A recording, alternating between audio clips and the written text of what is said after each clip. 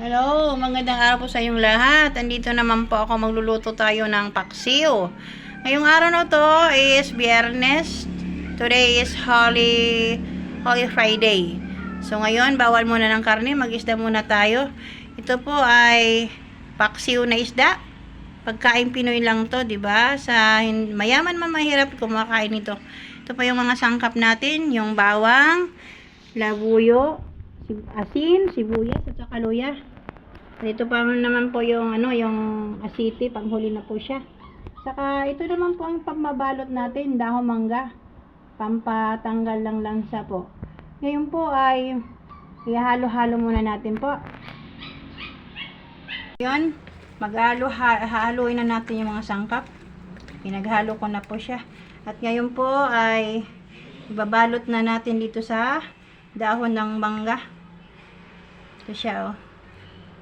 Lagyan natin ng yung mga sangkap niya para mas mabango. Ganito ang pagbabalot ng isda. Pag magbabalot kayo, lagyan ng sangkap. Huwag niyong ihiwalay kasi ito po ang nagpapalasa sa kanila. So, at saka ibabalot na po dito. Ganito lang po yung pagbabalot ng ng dahon ng mangga sa isda. Po siya, di ba? Papasok lang ito sa loob. Tilalagay natin dito sa kawali.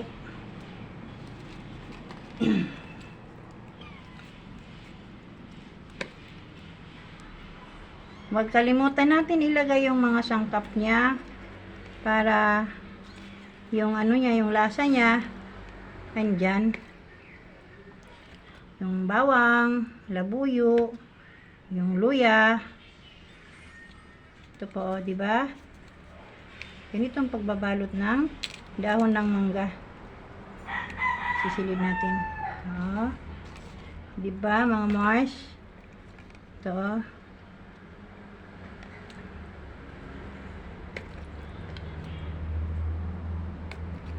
Huwag kalimutan lagyan ng ng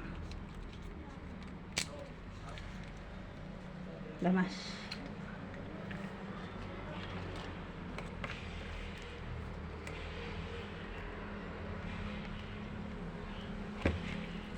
Dito po.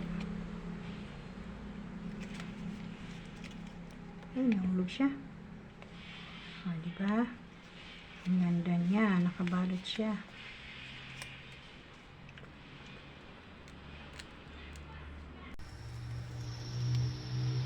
Ngayon po ay lulutuin natin isda.